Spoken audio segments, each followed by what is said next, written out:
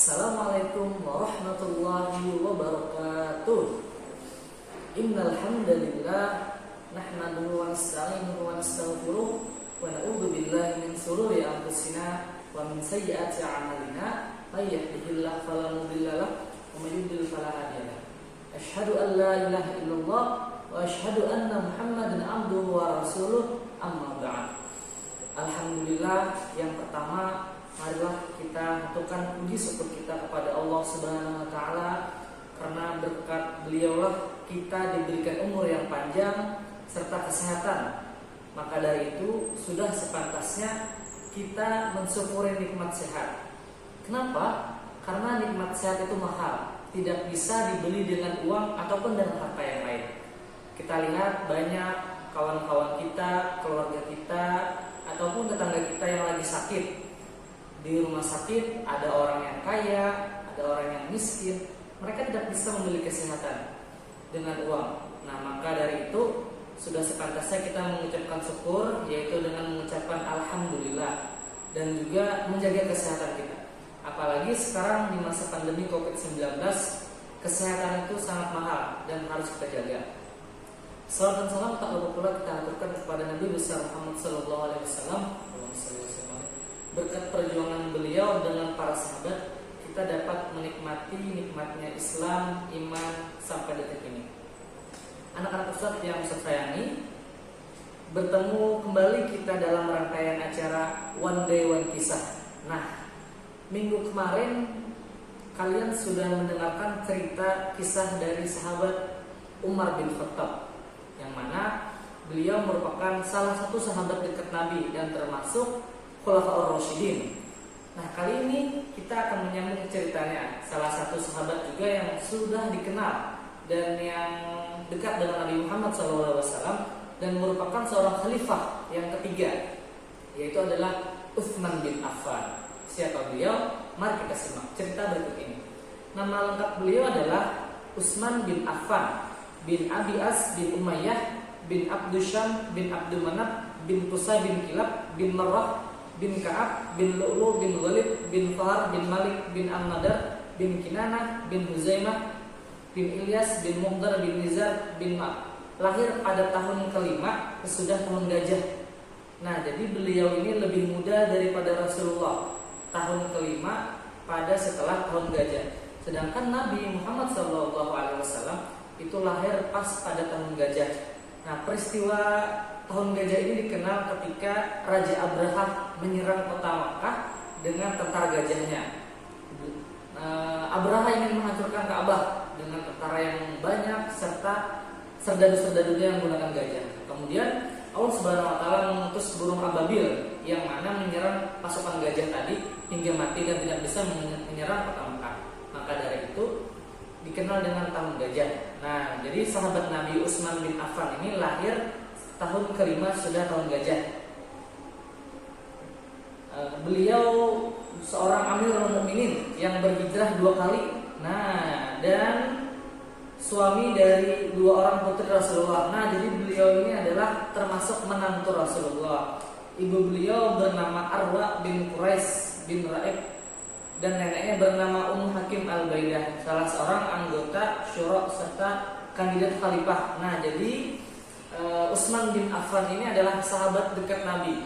Ada khalifah atau pemimpin agama Islam setelah Nabi Muhammad SAW wafat. Yang pertama itu adalah Abu Bakar As-Siddiq. Setelah Abu Bakar meninggal adalah Umar bin Khattab, dan yang ketiga adalah Utsman bin Affan, dan yang keempat ada Ali bin Abi Thalib. Nah, jadi Utsman bin Affan ini adalah khalifah yang ketiga sesudah Abu Bakar dan Umar. Beliau adalah seorang yang rupawan, seorang yang tampan, lembut, mempunyai jenggot yang lebat, berperawakan sedang, dan berambut lebat. Nah, bentuk mulutnya bagus, kulitnya berwarna sawo matang. Dikatakan beliau mempunyai wajah bekas cacar. Nah, dan beliau masuk Islam karena ajakan Abu Bakar, salah seorang sahabat dekat Nabi Muhammad SAW. Nah, jadi Utsman ini memasuk Islam adalah atas ajakan Abu Bakar. Nah, jadi Abu Bakar sangat berperan penting dalam Utsman memeluk agama Islam. Nah, Utsman ini merupakan seorang yang kaya raya. Nah, beliau mempunyai harta yang banyak. Salah satu sahabat yang merelakan hartanya dalam berdakwah kepada Allah Subhanahu wa taala. Dan beliau juga merupakan salah satu sahabat yang dijamin masuk surga oleh Rasulullah SAW.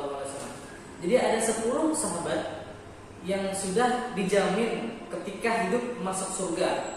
Salah satunya adalah Utsman bin Affan. Nah, jadi masya Allah, Utsman ini merupakan sahabat dekat Rasulullah dan sudah dijamin Rasulullah beliau masuk surga. Beliau sangat berjuang dalam dakwah agama Islam, mengorbankan hartanya tadi. Dalam berdakwah, beliau salah satu orang yang mengajak atau memerdekakan Bilal bin Rabah. Nah, bisa kita sebutkan Utsman ini sangat berperan penting dalam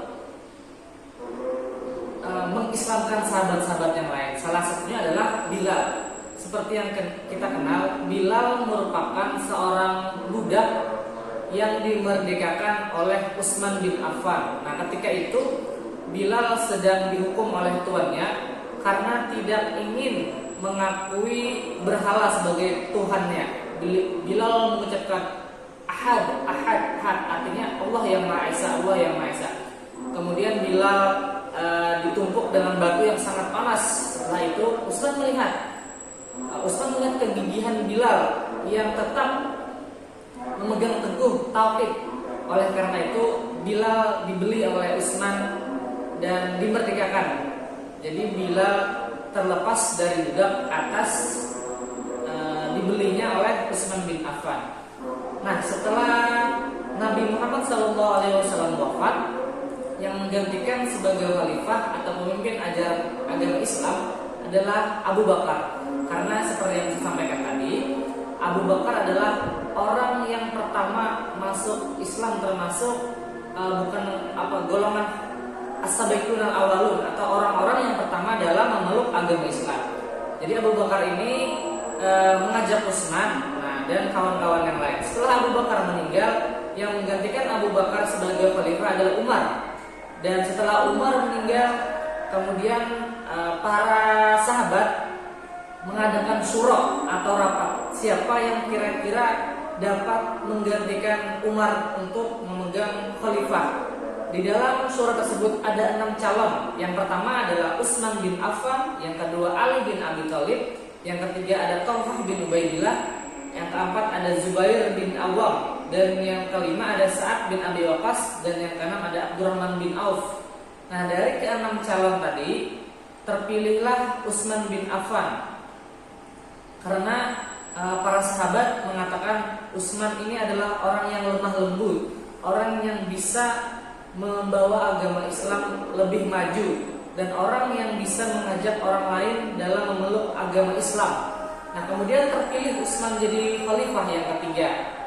Nah, dalam kepemimpinannya atau kepemimpinan Utsman bin Affan diantaranya adalah pelebaran Masjid Nabawi. Nah, jadi Masjid Nabawi ini letaknya di Madinah.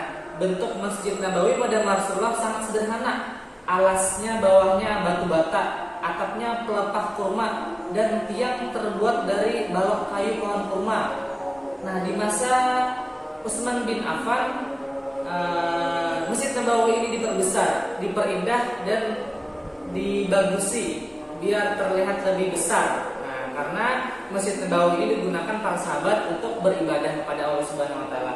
Dan di masa Khalifah Utsman bin Affan, perluasan agama Islam. Nah, Islam berhasil memusnahkan gerakan pemberontakan dan melanjutkan perluasannya ke negeri-negeri Persia hingga beberapa kota seperti Hisrok, Kabul, Ghazna, Balkh, dan Turkistan jatuh ke dalam kekuasaan Islam.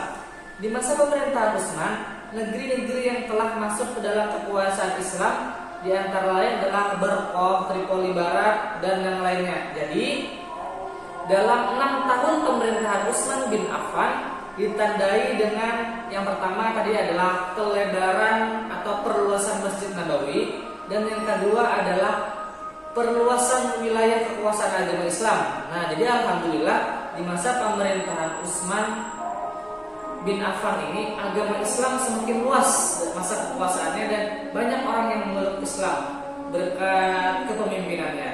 Dan yang ketiga, di dalam pemerintahan Utsman bin Affan adalah terbentuknya angkatan laut. Nah, jadi angkatan laut dalam agama Islam itu terbentuk dalam masa pemerintahan Utsman bin Affan. Kenapa jadi angkatan laut harus dibentuk? Karena dalam perluasan agama Islam itu para sahabat berhijrah ke negeri-negeri yang lain menggunakan kapal. Nah, maka dari itu adanya angkatan lautnya dalam memperkuat tentara Islam. Dan yang lain adalah kodifikasi mushaf Utsmani. Seperti yang kita ketahui, pada masa Rasulullah SAW, sahabat banyak yang menghafal Al-Quran, banyak juga yang menulis ayat Al-Quran, tetapi tidak ada pengkodifikasian atau tidak ada secara resmi Al-Quran yang ditulis dari juz 1 sampai juz 30. Nah, di masa Khalifah Utsman ini, beliau mengumpulkan para hafiz Quran, mengumpulkan para qori-qori, dan mengumpulkan para sahabat yang menyimpan lembaran-lembaran atau tulisan-tulisan ayat Al-Quran tadi untuk dijadikan satu, yang mana Al-Quran tersebut biasa kita kenal dengan mushaf Utsmani. Nah, seperti Al-Quran sekarang kan ada tulisan, ada hurufnya, tulisannya baik, ada titik-titiknya. Dan di masa Rasulullah dulu, Al-Quran itu tidak ada baris-barisnya, bahkan tidak ada titik-titiknya. Nah, kemudian Khalifah Utsman bin Affan berinisiatif agar Al-Quran ini lebih mudah dibaca dan lebih mudah dijadikan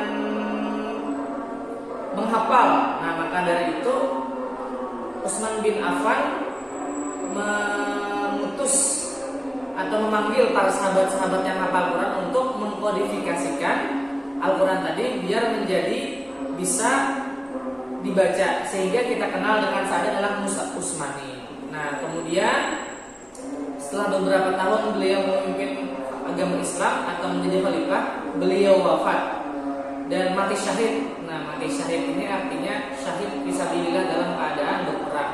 Setelah Utsman bin Affan meninggal, khalifah dipegang oleh Ali bin Abi Thalib. Nah, mudah-mudahan kita dapat meneladani sifat-sifat sahabat Utsman bin Affan tadi. Di antaranya adalah beliau rajin bersedekah, beliau menggunakan harta kekayaannya dalam berdakwah, dan beliau orangnya tawadu dan lemah lembut, dan tidak pemarah, tidak cepat tersinggung. Nah, jadi mudah-mudahan kita dapat meneladani sifat sahabat Nabi Utsman bin Affan tadi. Nah, mungkin demikian one day one kisah pada hari ini, yaitu cerita Utsman bin Affan yang merupakan sahabat Nabi Muhammad SAW dan merupakan menantu Nabi juga dan khalifah yang ketiga. Mudah-mudahan apa yang dapat saya sampaikan tadi bisa kita teladani dan kita bisa juga termasuk orang-orang yang diakui Nabi Muhammad sebagai umatnya. Amin ya rabbal alamin. Demikian yang saya sampaikan. Saya minta maaf apabila ada kesalahan. Wabillahi taufiq wal hidayah. Wassalamualaikum